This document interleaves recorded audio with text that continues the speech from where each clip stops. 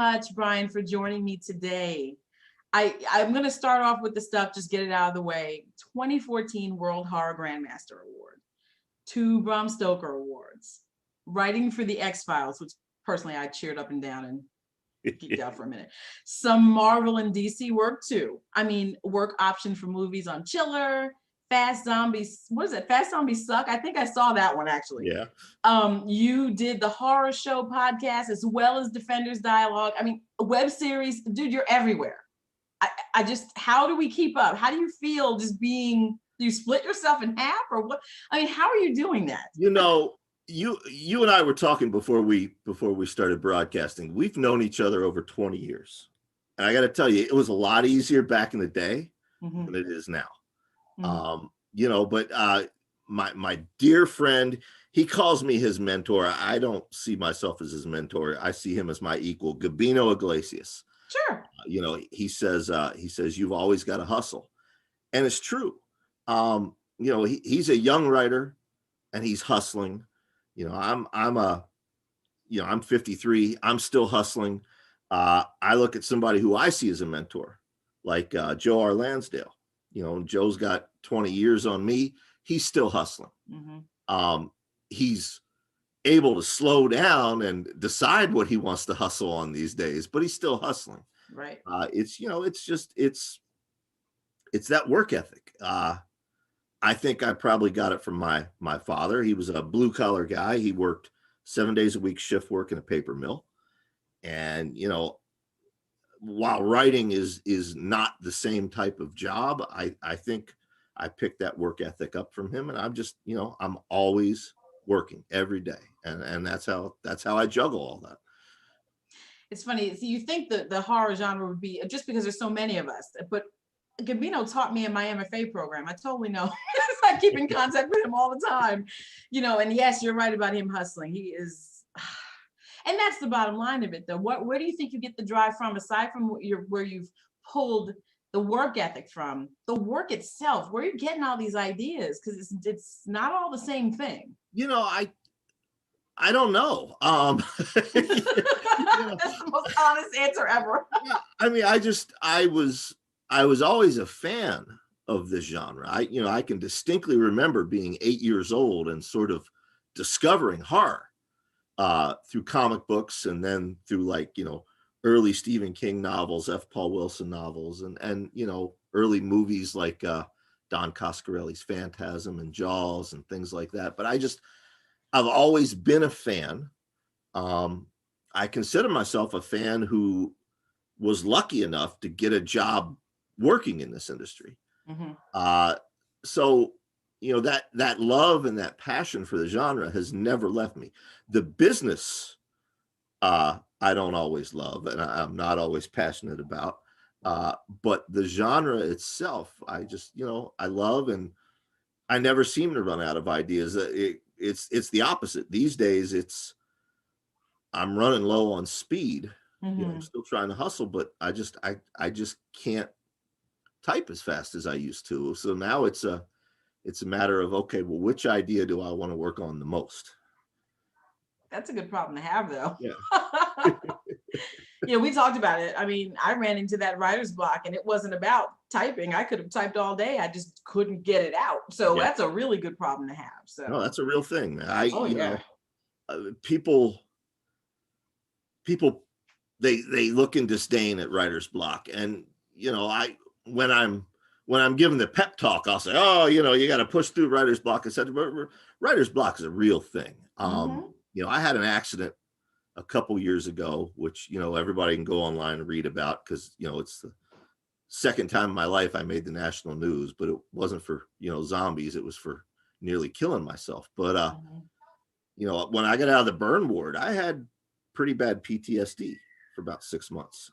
And, you know, it was incredibly hard to write. I would make myself do it, but what I was writing was complete crap.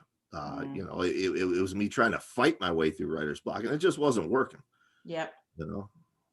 Yeah, I mean, I don't know. I mean, then it went away. I mean, it's like one day you say, well, this is who I am. I have to sit down and be who I am. At least that's how it worked for me. I sat back down and said, okay, The part that made me stop is over. I've got to go ahead and push through. And if I can't, then I'm going to challenge who I thought I've always been. Right. You know. So about the stuff, about what you write. I mean, of course, we know The Rising. That kind of started it all, right? I mean, but let's, if we can, just bounce around just a little bit. Sure. Indeed. No, you know what? Why not? All right, let's go with it. It's the zombies are different than we've ever seen before, right? I thought I hated running zombies, but I now know I don't like zombies that communicate with each other. I mean, you did that. You did that. I didn't even think about that before. You did that. How in the world could you have come up with that? Because zombies are zombies. You know, they're zombies. You know what I mean? We kind of know what they do, but you changed the game. You know what it was? It was George Romero's movie Day of the Dead. Okay. If you remember, that's the third one in his trilogy, and it opens. They're in Florida, I think, and they're in the town, and you see all the zombies milling about. This is like the opening sequence, and then you see this alligator on the courthouse steps. And I remember being a teenager and watching this, and I got so excited because I thought it was going to be a zombie alligator, and it wasn't. Right. And keep in mind, at the time, I'm still just a fan, but I get the idea right there in my head. Oh, zombie animals. If I ever write a novel, I'm going to do zombie animals. Fast forward a number of years where, I was starting as a writer. I'd published short stories. I'd published nonfiction, hadn't yet published a novel. And my oldest son, who's now 30, geez, where does time go? But wow. he lived in New Jersey with his mother. And I was driving through Pennsylvania on the turnpike, and they had shut the turnpike down because there was a blizzard. And the National Guard pulls me over, and they're like, "You need to get off the road, state of emergency." I'm like, "Yes, sir, I'll do that." As soon as they were out of sight, I kept going. And I thought, all right, military dudes with guns didn't stop me from seeing my son. What would? Zombies? Mm-hmm. No, but that's a cool idea. Mm-hmm. And then I remembered the zombie animals and the guys with the guns. I'm like, what if it was zombies with guns? And bam, the novel took off. That's where it all came from. Just these disparate ideas that had been bouncing around inside this fan's head for years. And, they finally awesome. Connected like Legos. They finally snapped together. That's pretty awesome, though. I mean, I read the book when I didn't have kids. And so the familial connection didn't touch me as much as when I had children and then read it. And I was like, oh, of course you keep going. Nothing stops you then. The whole time I'm like, well, you're going to die. The first time I was reading it. Second time, doesn't matter if you die. It's interesting how, anything you read at different points in your life can hit you differently. Yeah. Very, very interesting. And we were talking before about that. It's the flip side of that. It's interesting things you can write at a certain point in your life that you can't at others. The Rising was my first novel. I mean, I wrote it in 99, 2000. And boy, if I could go back and massage it and change it, I would. There's a lot in there I don't like now. But, the violence level, I don't know that I could capture that again now at 53. I'm a father again. I can still bring it when I need to. I think my novel, The Complex, which is a few years old, I think that's certainly super violent. Oh, yeah.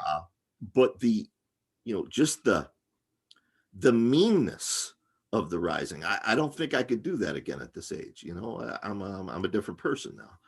I was going to bring up The Complex once you started talking that. I don't know. The Complex is raw. I love it, but it's raw. It came from a raw place. My best friend, J.F. Gonzalez, fellow author, you knew Jesus as well. He had passed. And again, I was struggling with the writer's block. I was making myself write, but it wasn't any good. And, Mary San Giovanni, my partner, she said she could tell when I was working on The Complex because she'd hear me laugh and she'd hear my fingers move faster on the keyboard.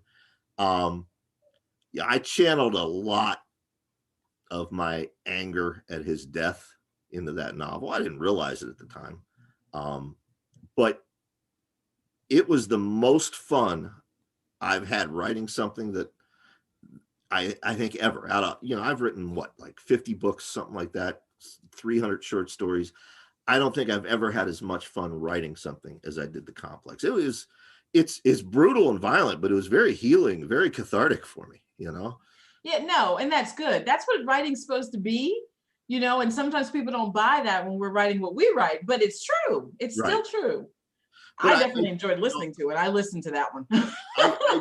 I look at The Rising and the Complex, and I love the characters in The Rising. Frankie will always be my favorite character I've ever created. I love her to death. I want her to come to life. Oh, that's awesome. But I look at the characters in that book versus the characters in the Complex, and it's easy to see. All right, yeah, that's the work of a young guy who doesn't understand human beings yet. This is the work of a guy who's seen the world and gotten to know people. They're night and day different. Well, you answered one of the questions I was going to ask you about who your favorite character is. Interesting that it's Frankie. I mean, because you put her through some stuff. Frankie, I'm still putting her through stuff. Yeah, I mean, she still survives to be able to fight. The whole fight another day thing definitely exists in her. Why is she your favorite, though? Part of it is, she's mostly a fictional character, but certainly like we all do as writers, we borrow from real life, and I knew a Frankie in real life. And she went through a lot of the same crap that Frankie went through. She went through addiction, but she was a fighter. She never gave up. Even at the end, she didn't give up. So part of it is that, but part of it is just, Frankie could be faced with, the ultimate evil in the universe, and she's still got a one-liner for it. She may be scared, but she's not gonna let it know she's scared, That's right. And that speaks to me. I love that.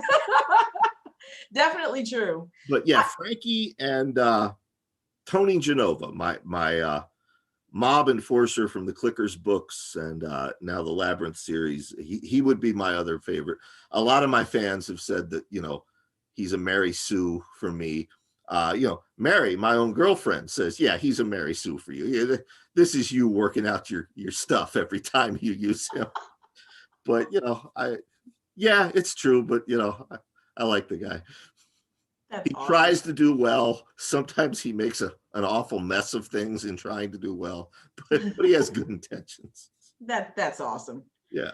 So about the Complex, we were there. So now we might as well talk about it. So you did something with this young kid. He was wearing braces, and what you did struck a chord with me, and it struck a chord with the character as well. But it had me grimacing and cringing. And how do you envision, like, you take a character that some of us, not everyone, but some of us would take pause and look at and say, okay, don't touch that one, or don't hurt that one, or don't be so brutal with that one. And that's the one you like.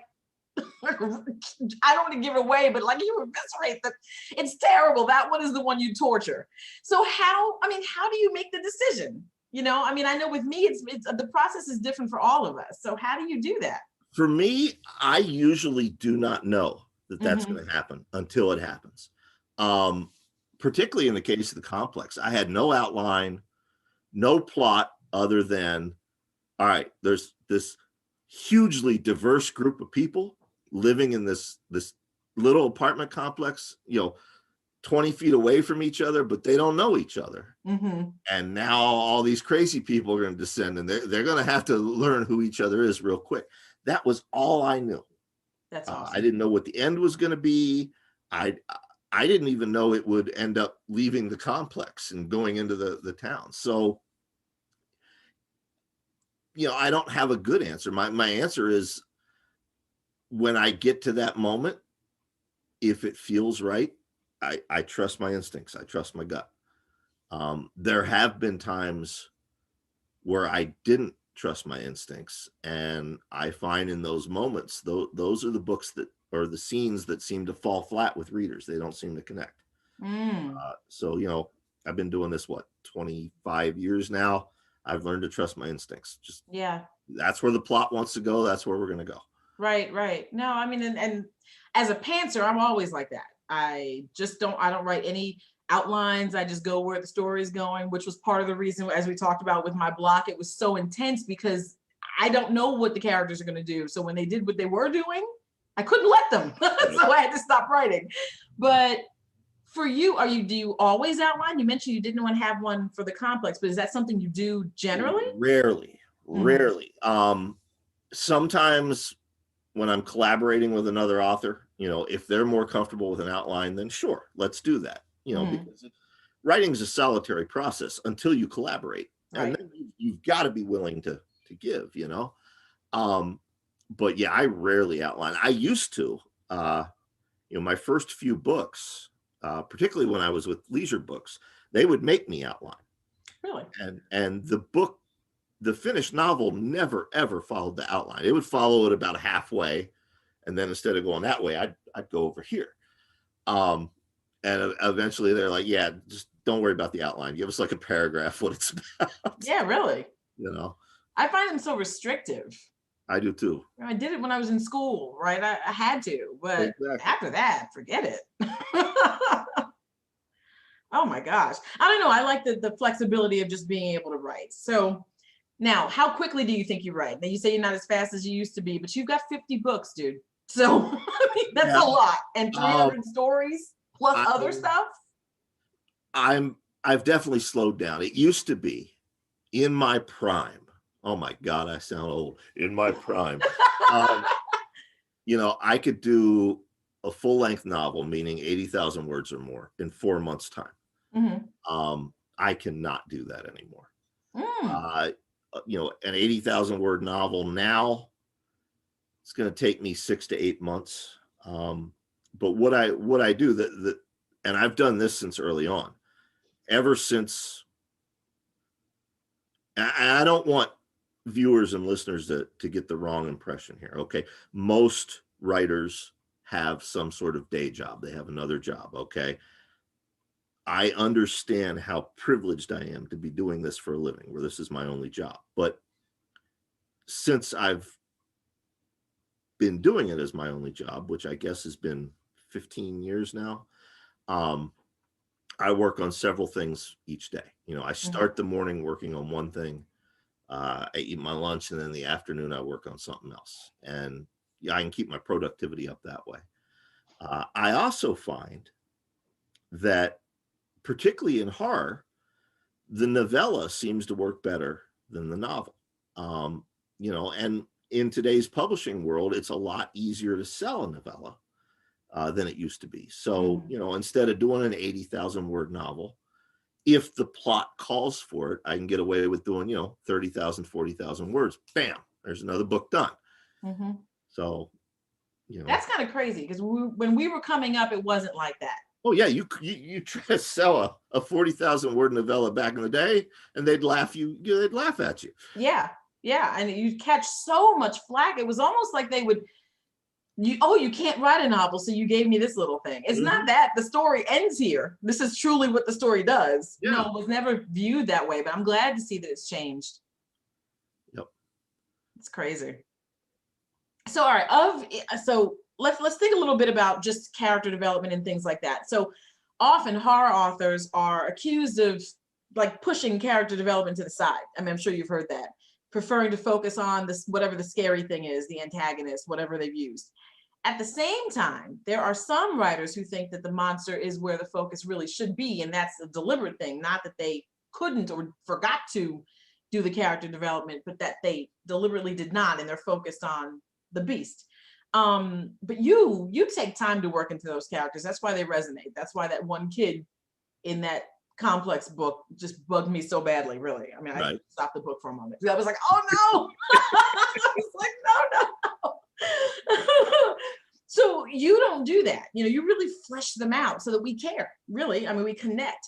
Can you explain why you spend that time there? Yeah, I don't think horror works unless you care about the characters. I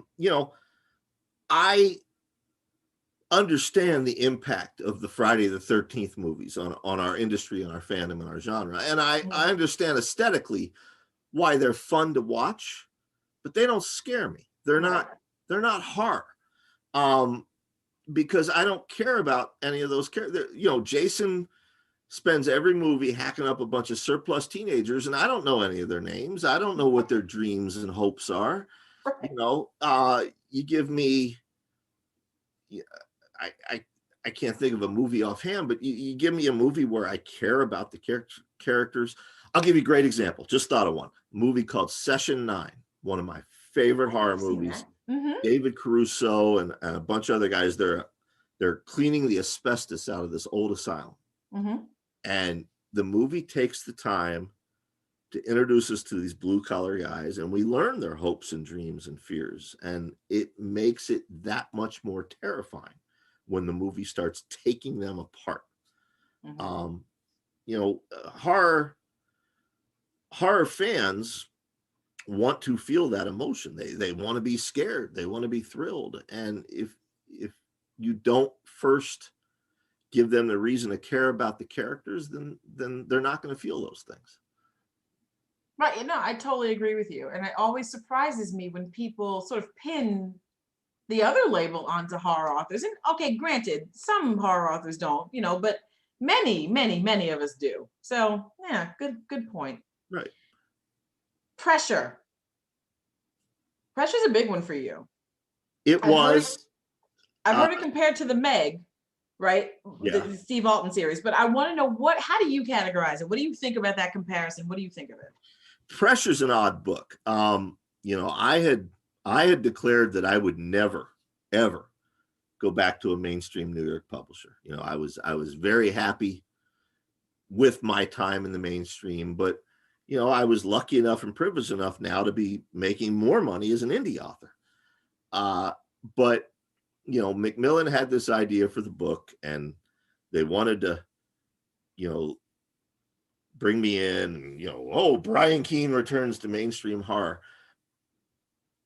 But in going through the pitch and refining the pitch to something both they were comfortable with and I was comfortable with, it really wasn't a horror novel anymore. It was more of a, you know, a Michael Crichton Mm. science fiction thriller. Hmm. Um, you know, I'm happy with the book. I'm happy with the characters.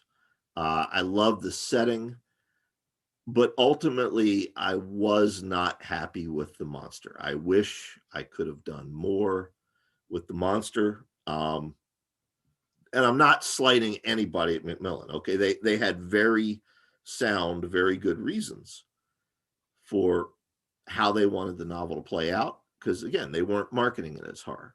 Hmm. But you know, if I could go back and rewrite it, yeah, there'd be 85% more monster in that book. Spoken like a true horror author, Yeah, you honestly. know. Your truth literally just fell out of your mouth just then. It's funny because we are who we are, right? Over the weekend, you'd laugh at this because, you know, I've been psychological horror author El Marie Wood forever, the whole time Right. you've known me. Over the weekend, or it was actually last weekend, I went through in my mind, I'm like, what about supernatural suspense? I kept tripping over it. Like, that's cool, but I, I don't know. I think I'm married to this other thing. No, I think you should do it. I don't know how to say it even. See, supernatural suspense. I can't even get it out of my mouth. Let me I tell think, let me tell you a story. yeah. So early in my career, for my second novel, right after The Rising. Okay, you know, The Rising comes out, they print 10,000 copies in paperback, and they think that'll last like a year. And it Mm-hmm. sells out in 2 months' time. And they're like, oh, Fools. so they go back to print. And you know, they go through like 4 printings in the first year. So we had a hit on our hands. And I followed it up with a crime novel for Bantam called Terminal. And it bombed. I mean, it tanked. Mm. Um, Luckily, I had also written a sequel to The Rising. And that was it. I thought, okay, well, I'm stuck doing, you know, horror novels. And it wasn't until, I guess, 15 years later, you know, I was talking to Joe Lansdale, bring him up again. And, you know, we were talking about our shared love of Edgar Rice Burroughs, you know, Pellucidar, that world in the center of the hollow earth where it's dinosaurs, and, you know, and Mm-hmm. I said, man, I'd kill to write one of those. And, you know, Joe looks at me and he says, well, why don't you? And I said, well, I'm a horror writer. I can't do that. And he looks at me and he says, you're Brian effing Keene. I think at this point you can do whatever you want. Yeah, basically. And I look and it clicked. I'm like, you know what? He's right. I did. I wrote one. It's called The Lost Level. And Good for you. I was very nervous about how my fans would embrace that because it was such a departure for me. They loved it. It's now one of my most popular novels. Oh, that's awesome. So I think you should do it. You're El Marie Wood. You can write whatever you want. Someone suggested when I was kicking it around, they're like, oh, change your name and put it out as something else. I'm like, well, no. I mean, it's me. I can't, no, I'm not doing that. But I don't know. One day we'll talk about it again. We'll see if I can say it properly. I can't even say it, Brian. So I don't know. That's too funny. All right. So let's talk about the comic book work you've done, because you have branched out and done some different things. The Last Zombie for, what was it? Antarctic Press? And it was like 25 issues, if I remember seeing that right. 25. It was supposed to go to 50, but in today's comic market, that's rare that you get to 50 issues. So we cut it off at 25, but I was able to wrap everything up. And unlike all my other comic stuff, I own all the rights to it. Neat. Okay. And this goes back to like an interest you had when you were a kid. Oh yeah. Cullen Bunn and I laugh all the time. Because I grew up wanting to be a comic book writer. Cullen grew up wanting to be a horror novelist. And we crossed. Cullen is an award-winning comic book writer who occasionally moonlights as a horror writer. And I'm a horror writer who occasionally moonlights as a comic book writer. I love comics. I love the storytelling possibilities. You can do things in comics that you can't do in prose and you can't do in film. It's the perfect marriage of the two. But I got to be honest, the comics business, if you love comics, you probably don't want to be in the business of making them for too long. It will break your heart. Oh, really? Yeah. I mean, I can't think of any other business that is continually, even to this day, taking advantage of their creators the way comics publishing has. And it's heartbreaking to see. I won't name names. I'm not going to put anybody on blast. I do see them taking steps to do better.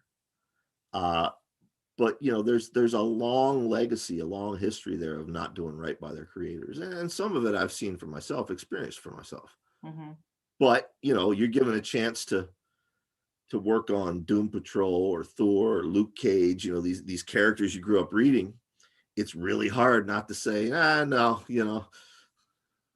Yeah, no, it's funny. I made a comment, totally different industry, about boxing back in the day when Don King was the one who you went to for the contracts. And yeah, people would complain later about having not made this money. I'm like, yeah, but you wanted to box. He had a deal for you that you could not turn away. You knew you wanted to box, and you knew you were dealing with Don King. I mean, right. You knew the money was going to be good. You may not get a ton, as much as you should have gotten, but you knew your name was going to be in everybody's mouth. That's not to say that it should have been done, of course, but there's some things that are, what's the Godfather line? What's the Godfather line? Oh my God. We all know this line. What's the Godfather line? Something you can't. When I thought I was out, they pulled me back in. No, not that one. That's a good one too, but not that one. The one where it's like you can't. Oh, it's something about the offer you can't. No. An offer you can't refuse, or I'll make you an offer you can't refuse. Now that's the weakest of the three we just brought up. That was the weakest of the three, but still, that's kind of where you can't refuse some stuff. I mean, you can't. You can't. I've gotten to the point actually where I have started to refuse comics work. Wow. Just because, and it's not anything personal. It's just because I don't have time to take it on right now. I am working on a comic right now. I'm very limited in what I can say about it. I can say that it's a 100-page graphic novel. So it's not like sitting down and writing a little 22-page comic book. And it involves worlds and characters and intellectual property created by Stephen King and Richard Chismar. Ooh. So it's not like I can just sit down and make up whatever I want. 4 months of the project were just me going and rereading books and Oh, wow. connecting dots and figuring out what to do with it. But working on that, I've turned down some stuff for some of the bigger comic publishers, and it's like, yeah, I always wanted to write that character. I might not ever get a chance again, but I'm okay with it. I'm at peace with it. No, you see, and the thing about it is you're in a place where you can do that now, but it's 25 years in the making. None of that was happening day one. Exactly. And it's beautiful to be to this point. The work is what's important. Like you said in the beginning, the work ethic that you have is how you got to this stage where you have to say no to some projects and in lieu of doing something bigger. So right. Well, yeah, I mean, at the end of the day, and it wasn't the Hulk, but I'm going to use Hulk as an example because he's one of my favorites. I can write a Hulk story amongst the bazillion other Hulk stories. Yeah. Or I can play in, Stephen King and Richard Chizmar's world, which not a lot of people have gotten to do. I'm a horror fan. I'm going with that. Exactly. No, of course. So, okay, the film stuff though, like Ghoul was optioned for a movie on Chiller, and this other one, the one that I did watch was The Fast Zombies Suck. I did watch that, and I was rolling. It was great. I loved it. It was awesome. But like, how did you get into that? Like, what made you? Someone knocked on your door and said, "Hey, I want to try this. Let's make this." Yeah, I mean, I fell into it by accident. I tell folks. In fact, it's funny. There's 2 young authors I work with.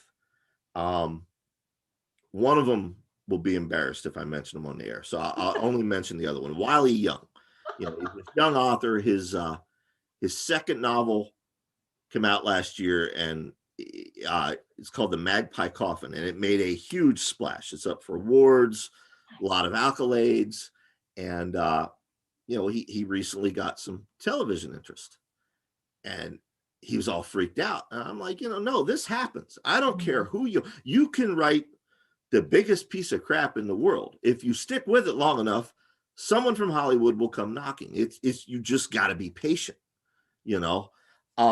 that doesn't mean that they're going to turn it into a movie. I've had 1, 2, 3, 4 actual adaptations of my stuff. Meaning, they made it to the screen. But I've optioned out probably 30 of my books and stories. Holy cow. So for every option you get, it doesn't necessarily mean that they're going to make it. Right. I point to my buddy Weston Oakes. There was big news several years ago that The Rock had optioned his novel SEAL Team 666. That was like 5 or 6 years ago.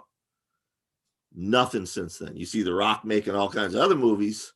Nothing was SEAL Team 666. An option is just that. It's somebody says, hey, I'd like to secure the rights to maybe turn this into a movie or a TV show one day. And they hand you a nice little check and you put it in the bank and you go on about your business. You can't get excited until they actually start principal photography. Definitely true, but it is kind of cool. That. I'm not going to front. Ghoul come out and it was at Sundance, and I got to take Mary and myself and a bunch of my other friends to Sundance for a weekend. I'm a writer. You're a writer. We know we don't have any money. Right. We'll never be able to afford to do that. So, if Ghoul had bombed, I wouldn't have cared. I got to take my girl and my friends to Sundance for That's a week. what I'm talking about. I'm telling you, when I hear this kind of stuff, I'm like, that's cool. Because like you said, we don't, this is not, we don't play in that pond. It was such a wild weekend. We're there and, I got to meet Ice-T, my favorite rapper of all time. How cool. Got to meet, we saw the guy who played Hank in Breaking Bad. He was at the coffee in line at the coffee shop in front of us. Oh my gosh! How often do you get to do something like that? Right? So, I mean, that's awesome. I'm glad you did mention the comment about how optioning doesn't necessarily mean it's going to go somewhere. But for anybody that's new and listening, I just want to make sure that well, and sometimes here's a truth that doesn't get told. But it's me, so I'm gonna tell it. Sometimes you don't want the movie. to get made because the Hmm. options can be so lucrative. And another mutual friend of ours, F. Paul Wilson, Hmm. he had a novel optioned back in the late 70s, I believe it was the late 70s. It's never gotten filmed. It's always in development. John Cusack's been attached to it. A number of other actors have been attached to it. It never gets filmed, but every year he gets the option renewed. So every year he's getting X amount of dollars. If they film the movie now, that gravy train would end. True. That's True. been bankable income every year for decades. It's true. So yeah, sometimes you're like, yeah, you keep optioning. You don't want it this year, keep moving, that's fine. So I mean, you're talking a little bit, you said a little bit about, how your 15 years or 15 took you 15 years to start being able to like not do a day job. Well, I I've mean, been doing it about 15 years. I tried to go full time with the publication of my third novel. okay. And I failed miserably at it. I made it about 4 months, and there weren't any royalty checks coming in, and this won't work. So Mm, I went back to work. I got a part-time job on the loading docks, and then that was beating me up too much to write. So I got a part-time job at a supermarket working in the produce department, and I mm, kept that up until what was it? I guess Dead Sea, which was my fifth or sixth novel, around the time that came out. At that point, I had enough regular royalties rolling in that I was able to go full time.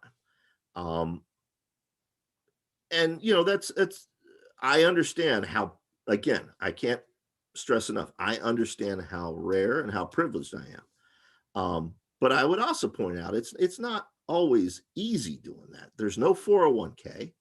There's no health insurance. I that accident I had a couple years ago, I had third degree burns all down here. I had second degree burns up here. No health insurance. I'm laying there in the emergency room and they're working on me. And the only thing I'm thinking, in shock, I'm thinking, how the hell am I going to pay for this? mm, Um, Luckily, our community come together and there was a GoFundMe and I was able to pay for it. And there were other folks who offered to help. Stephen King's charity, the Haven Foundation, that mhm. him and his wife Tabitha started, they offered to help. Fortunately, I didn't need to call on them. Keith Giffen, one of my favorite comic book creators, one of my favorite people, uh, he called me in the burn ward. Wow. He's like, "What's this GoFundMe? I've got Rocket Raccoon money. How much do you need?" That's awesome.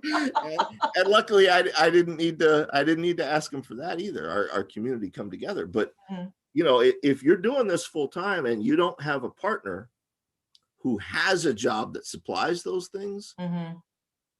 you need to be aware of that, particularly if you're young and going full time as a writer. Because when I went full time, I was late 30s, early 40s. Health insurance, who needs that? Yeah. I'm here to tell you, at 53, I need health insurance. Yeah, You yeah, know, yeah. there's no job security. Kindle could go down tomorrow, and there goes half your monthly royalties. Yeah. Your publisher may decide, yeah, horror's not in anymore. If you want to write romances, we'll still publish it. There's no job security, but it's a fun job. Um, I think I'm good at it. Even if I'm not good at it, I'm having a blast, and I'm able to give back to something that has given me a lot throughout my life. You know what I mean? Yeah, absolutely. That slides right into the scares that care thing. I don't know how you just did that, but let's talk a little bit. I'm I can't see your notes. like, that was the last thing I was going to talk about, but I'm like, this is perfect right here. So, scares that cares, tell us about it. Yeah, it's a 501c3 charity, meaning we're fully accredited with the IRS and everything. It was founded by Joe Ripple. Joe is a retired detective from Baltimore, and he's also a horror fan. He used to make some indie films, and I knew Joe. I used to be involved with a Baltimore-based horror convention called Horrifying. This was way back in the day when the internet came to you on an AOL CD-ROM. Yes, yes, You know, yes. Oh my Google God, didn't stop, because exist. I know this stuff. Yeah, Google, for you kids out there was no Google. So Please. Horrifind was the search engine you went to when you wanted to look up horror stuff. But Joe always ran security at our conventions. And a few years later, he founded this charity, and he asked me, he said, you've got a lot of celebrity pull. Would you like to get involved? And I said, man, this is exactly what I've been looking to do.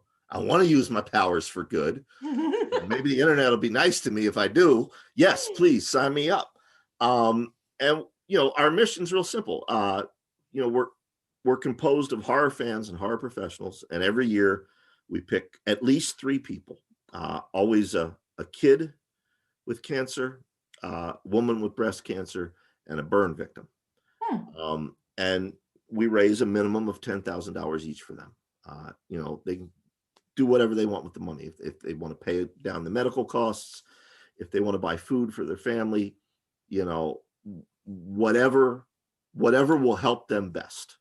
That's what they can use it on. And we don't publicize it as much, but we help out other people too.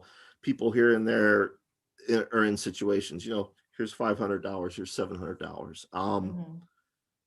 But yeah, it's grown. I think this is our 6th year doing the convention, 6th or 7th year doing the convention, which is one of the ways we raise money.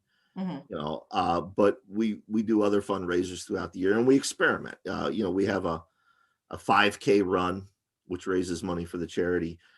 We tried a crab feast that didn't go over so well. So we experiment. Because of course, the situation in 2020, we had to do an online fundraiser, and wasn't sure how that would go, but we ended up raising, more than what we needed for the family. So it put us in a good position for this year to start off. But yeah, it's personally very rewarding. I'm sorry, I don't mean to get choked up, but when you meet these folks firsthand and you hear their stories, I mean, man, it's better than any 5-star book review, any nice comment somebody gives you on your comic book. I mean, this is what matters, and the fact that I'm lucky enough to be in a position where I can give to the charity and I can help them achieve those goals every year. I could stop writing tomorrow. I'd still do that. No, that's wonderful. And this is just a side of it's not, you're not doing it for recognition or anything. It's just you doing something that comes from the heart. Yeah, no, in fact, Joe and I argue every year, him and some of the other board of directors, they want me to, they think, well, you should sit down and sign autographs because all your peers are signing books and making money.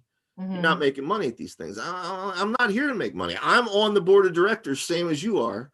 I'm not Brian Keene, the writer for that weekend. I'm Brian Keene on the board of directors. And, now if you excuse me, I got to get Barbara Crampton to her Q&A. Right. Nice. That's awesome. Really, really nice. So I want to talk about something you did seem to do for yourself, not for recognition necessarily, but for the cathartic nature. End of the Road. Oh, yes. I mean, it started off, of course, as like, what were they, just posts that you were putting up along the way on the road, like as you were going, but then you consolidated them into the book. And it's a farewell to friends, but it's like nestled in the review of the genre. It was like, I don't know, both of them were so important and so necessary and immensely personal. Can you talk a little bit about that? Yeah, it's this weird hybrid memoir. I had gone through the death of Jesus Gonzalez, who we talked about earlier, as well as Tom Piccirilli, another author, another really close friend. And as we said, I was not handling those things well. So I wrote The Complex and I wrote Pressure, and they were both coming out the same month, same year. And I used to always do these cross-country nationwide book signing tours. And I hadn't done one in about 8 years because I'd had another child. And Mhm. I thought, well, man, I'm going to need to go out and do one. And mortality was on my mind. I mean, I just lost two of my best friends to cancer. And, I don't have the most wholesome lifestyle in the world. You know, We're writers. That's like not. yeah, mortality was on my mind. And at the same time, a lot of people had been saying, oh, you should do like Stephen King did with Danse Macabre. You Yeah. should write a modern day version, the history of modern horror fiction. And I started out with those two ideas, and I planned out my book tour, and the publisher gave me X amount of dollars for the book tour, and I still needed about 10 grand. So I reached out to Rich Chismar at Cemetery Dance, and I knew he was looking for content for the website that would keep people coming in every week. I said, I'll tell you what, you give me the other 10 grand for this book tour, and I'll write you a series of weekly columns, and you can publish it in hardcover when I'm done. He's like, all right, that's easy. That's a deal. Bet. And, it started out, it was supposed to be just that, a chronicle of the tour and a history of modern horror fiction. Mm-hmm. Halfway through the memoir, it turns into, me finally working out this grieving process over my friends. Yeah. I'm happier with it than anything I've ever done. Oh, wow. It's the one thing of mine that I hope 25, 50 years after I'm gone, people may still pick up and read. Maybe this sounds arrogant to say it. I don't mean it to come across that way, but I think the book has value. I think it has merit. I think even if you hate my guts, if you want to understand the changes in publishing over the last 25 years, the changes in the genre over the last 25 years, it's all right there. It's a handbook of what changed and how we adapt to it and how to make a living doing this, and how to have fun doing it, Yeah. Luckily I didn't die, so it's not so much of a farewell, but it's funny. I gave it to my oldest son. As I said, he's 30, and it was in the early stages of last year when we didn't really have an understanding at all of this pandemic, and it really felt like the Walking Dead was creeping in on us. And Yes. I went over to my oldest son's house. I had my mask on. He had his mask on. He works in healthcare, so I've seen him exactly twice in the last year, even though he lives 20 minutes away. Oh. But I said, look, I know you read comic books, graphic novels. You don't read your dad's stuff, but here's a copy of this. This is who your old man was, and he read it actually, and he said it definitely gave him a deeper understanding of his old man. So for that reason alone, Wow. I'm glad the book exists. Oh, yeah. I Yeah. loved your honesty in it. I mean, the changes in the industry, it's one thing to just hear, oh, the industry changes, did blah, blah, blah. It sounds like, you're reading an article, but you really dove in and made it clear how it impacts you or any writer at that time, and how the landscape is so different now. So that if you, like someone like, you were more active than me consistently, me leaving and coming back, I looked around, I was like, what happened? It was 2016 when I came back, and I was like, this is not the spot that I left. Completely different world. Completely different. And Yep. so your honesty there, I was nodding all the way through, because it was like, yeah, I remember what it used to be like that. It is not like that anymore. And what is Goodreads? I mean, like, I literally was like, I don't even understand what this is. Like, what? Don't you just put reviews on the bookstore site? What is this? I don't know what this is. I'm getting to the point where I don't understand. I can't keep up with it all. Oh, it's too much. Like We've had that conversation. I hate. I was like, I'm not going to get on YouTube. The heck with that. I'm a writer. I don't need to be. And my 13-year-old is like, no, Dad, if you want to reach people my age, you've got to be on YouTube. You know what? He was absolutely right. I look at my viewers on there, and they're all Generation Z, and they're all discovering my books for the first time. That is so. Maybe they're borrowing them from their parents, or maybe they're buying them. I hope they're not pirating them. Oh You God, know, that's right. We weren't even thinking about that back then. but they're finding me through YouTube. So it's tough to keep up, and it seems to be still changing so fast. It's like, Mhm. like the universe keeps expanding. This industry keeps expanding with Oh yeah. technology, but if you're going to do this for a living, you have to try to keep up, you know. You definitely do. And you have to go the social media route. You have to. I was told by a young person, very young person, to get on TikTok. And I was like, huh! And I still haven't done it yet, but I'm like, no, there's some author network thing on TikTok that I probably need to pay attention to. And I'm just like, so it's TikTok and Instagram and Twitter and Facebook. And of course, that kid looked at me like, what's Facebook? And I'm like, stop it. I won't continue this conversation if you do that. Well, and what I always tell people, even if you're not going to use them, it makes sense to go there and claim your name so that Mhm, there's not, a fake Brian Keene account. mhm. I mean, I'm the most far away from far right person you'll ever meet. Okay, but that one far right social media thing, what's with the frog? What's it called? Gab. Mm. When they first launched that, I went there. I held my nose. I did it like this, but I went there, registered Brian Keene, sent one message so it could show I used it, and I've never logged back in again. I don't even know what my login is, but Mhm. you want to claim that real estate so that somebody doesn't do it, Yeah. because that happens all the time. My friend Casey Lansdale, really super talented actress, country and western singer. Somebody took over her Twitter Oh no. as Casey Lansdale, and she can't get back into it. So now there's somebody posting links to like anime and stuff, and Oh my gosh.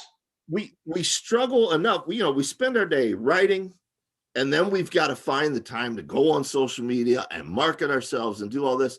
The last thing you want is for some troll, some nut to be on there pretending to be you. No, that's good advice. That's good advice. I definitely, because I'm like, I just I don't like social media. Like, I don't have anything to say, I find. But then again, I mean, which is funny because if you talk to me in person, no one would ever walk away and say, oh, well, Marie Wood has nothing to say. I mean, that's not, that's not going to be connected to me at all. But on social media, I literally can't keep up the conversation so much. I can't either. Oh, I miss the days, and we're both going to sound old here. I miss the days of message boards. I had a message board with about 5,000 users, and it was other authors and myself. And I would give other authors like their own forum on there. Like Maurice Broaddus had one, and Weston mhm. Oaks had one, and it was great. It was real one-on-one interaction. Nobody was arguing with each other. Um, those days are long gone. Yeah. Social media is necessary. It's like Amazon. We can debate the pros and cons of Amazon all night long.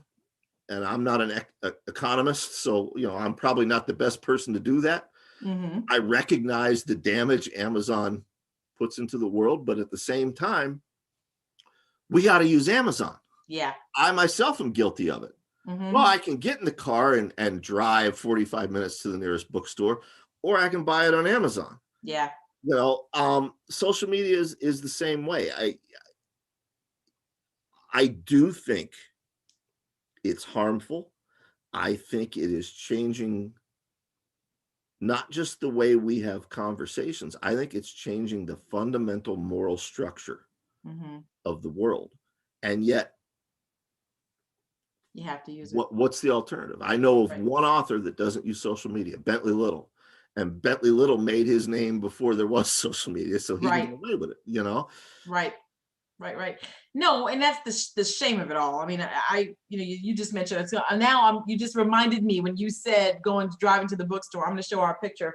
Pardon me, because that's what I think of when I think about, oh, a new piece is coming out. I'm going to sign it at the bookstore at a table full of people, and the people are going to come in and talk to me. And the conversations were so magnificent. You Yes. touched upon that in your end of the road book too. I mean, it's great. Doesn't matter if there's like a ton of people or just a couple. It's just the discussions that you can get into.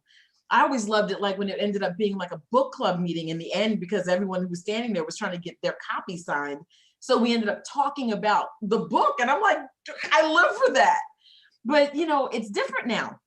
That, and I'm gonna share this while we talk, but the Amazon doesn't provide that, and especially with here we are. Can you see it? Oh yes, Here there we it are. is. What was that, about 2004, I think. Yep. Here's And Brian, and here's little old me. there's little you. There's Jesus. There's Mary. Isn't it Wow. great? It's There's crazy. wow. Seriously. That's just, and what's great, I want everyone to know is that I mentioned that I didn't keep a lot of this old stuff, and I hate to say old, but it's true.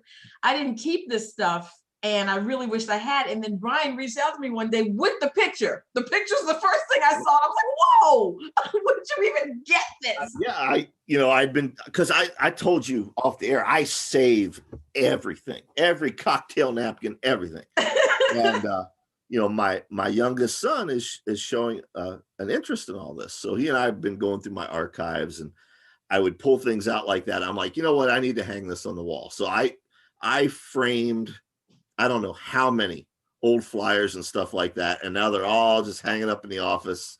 I mean, it's pretty cool. There are moments, sitting there working, and you stop and you lean back and you look around and you're like, yeah, I did this. Yeah. It's been a good ride, Those were the days, I mean, I didn't go across country like you did. But I went as often as I could go to these signings, and you meet fellow authors who are just grinding like you are, because I mean, all this is great and everything. And you have, whatever success level we're talking about, you and I are sitting here talking like we did then. This is because we're both writers. This is what we do. These conventions we go to, or before the situation, right? The current situation. Right. We would go to these and we'd sit and everyone would talk, and, just either it's about horror, but it doesn't have to be about their work specifically. It's just about the genre in general, or about something they saw or read. It's a fantastic community. I mean, I've always felt at home in it. And you don't get it on social media. You really don't. I mean, I know there's groups and there's chats, but it's not the same. And for people who have never experienced that in-person communion, and I don't mean to make it sound like church, but it feels like church. It does. You go to like the event that you just showed, and I know we both left there that day, and we went home and we were writing. Oh yeah, all night. Because you're totally pumped after having sat around with people that do what you do, and it's the energy. Yep. I mean, I remember the first time I was at what I think it was, I don't know, I was manning the table at the Mid-Atlantic. It was a Mid-Atlantic table at something, doggone it. I think it was the Horrifying convention, but I can't remember the year. Yeah. And the guy who played, what the words are escaping me tonight, Brian. The guy who played The Godfather. No. Terminator, not Terminator. No, that'd be Arnold Schwarzenegger. No, the guy who played, oh, come on. He fights him and he's an alien. Predator. Thank you. I'm like, this is ridiculous. The guy who played Predator was walking by, but he had he was walking by with the whole getup on. Right. And I remember, because he's really tall. I don't know if you were there for this one. Oh, yeah. He walked by our table, and I was just sitting there like, dude, that's the Predator. But I'm like, wait, that's the real Predator. That's not a costume. Yeah. That's the real one. And I'm like, those moments, if you've never gone to a convention, you don't know how cool that actually is. No, the guy from The Hills Have Eyes. I think it's Michael Berryman. Michael Berryman, great guy. I was heading to the restroom. He was standing down there, and I was like, oh my God. And I really don't even want to go in. This is an actor. Like, chill. It's not for real. and he's the sweetest guy. He writes poetry. Yep. He runs a shelter for injured wolves. Oh my goodness. I didn't know. Guy from Hills Have. I always tell folks, my favorite moment, and again, you would not get this online on social media. The New York Times did a big 2-page spread on, horror's big comeback, horror fiction's big comeback. And they featured myself, Jeff Gonzalez, Tim Levin. Mm-hmm. And that issue came out while I was at a horror convention in Arizona. And we managed to snag a copy of the New York Times. It was Michael Berryman who Mhm. brought it upstairs. We were all just chilling in like, the after hours green room. Yeah. And they all took turns reading it to me. And it was Reggie Bannister from the Phantasm films, Michael Berryman, George Romero, my buddy Tom Piccirilli, myself, a buddy of mine, Todd Clark, who's not a writer, but just a longtime friend. You can't recapture something like that on Facebook Live or on Twitter. No. It's a moment. I could be in the Alzheimer's ward, and I may not remember who Mary is, but I will remember that moment. You better watch her. Shh, don't say that so loud. No, she's not home. Oh. Like, what are you doing? I remember you, baby. If you're watching this later, I remember you. Oh my God. Oh, no, it's true. These things are you can't recreate it. We try. We have to do what we can, right? But Yeah. I can't wait to be able to go back to these things and see just those moments that you're just kind of like, was that? Or, having a conversation, you're like, I can't believe I just discussed that with, it's just great stuff. But the energy that I've always felt, being in a room with writers who are actively writing and not just thinking about doing it one day. Right. It's so invigorating, really. I don't know what I have not looked at the time. I see now, and I don't recall when we started, but I do want to ask you one more thing. Absolutely. What's the scariest book you think you've ever written? One that I've written? Yeah. Oh gosh. That's a hard one. See, it depends, because what scares you might not necessarily scare me. True. Can I do top 3? All right. I mean, if we're talking about fears that speak to me personally, I would say Ghoul, Mhm. Dark Hollow, and probably The Complex. I was gonna say it better be on that list. The Complex is raw. I mean, I'm just saying. I told you I had to stop listening. I know. I was like, look, come on. And it kept talking to my phone because it's playing the book, and I'm like, didn't have to be that way. Did not have to do that. I'm sorry. That I had gotten divorced, and I was living in a complex like The Complex. Every one of those characters were my real neighbors around me, but I didn't know any of them. That's awesome. Obviously, the one character is the burned out horror writer who ends up using one of his Stoker awards to dig through the wall. Hi. When he did that, I was like, that's hilarious. I'm just going to keep going. I didn't know any of these people around me. So I started making up their stories based around. And then I did get to know them. And some of them I got right, and some of them I did not get right. But I like Stephanie in that book. She's my favorite. I like Stephanie. I'll tell you, I was nervous about Stephanie. Stephanie is a trans character, writing from her point of view. It's certainly not the first time I've done that as a writer. However, times have changed, and I'm very aware that you have to really think about that perspective when you do that, which I didn't do when I was younger. As I said at the beginning, we change, we grow as people. Right. And I was really nervous about my depiction of Stephanie, but I gave it to several trans friends, and I said, "Be honest." And every one of them like, "You nailed it. Are you sure you're not trans?" No, see, it felt authentic. So I felt a lot better about it after that. Yeah, no, there's so many scenes in there that I really love, but she felt really authentic. She really did. I mean, I loved her as a character. The other character in that, the Vietnam vet, the black guy, that was based real life. My father's best friend in Vietnam, he and that guy were the only two that made it home. And then they got stuck on riot duty afterward. They were still serving. And that actually happened to his buddy. They were on riot duty, and he got called Uncle Tom. He got spit on. It messed him up worse than anything he ever saw over there in the jungle. Yeah. And I never got to meet him, but my dad told me that story many times over the years. It was important to him that somebody know his buddy's story. And, I thought, well, what better way to memorialize his friend than to use that, and That's great. maybe it'll touch somebody. Maybe somebody will learn from it. Think about it, So. Oh, it's very interesting, and now you're speaking to my shirt.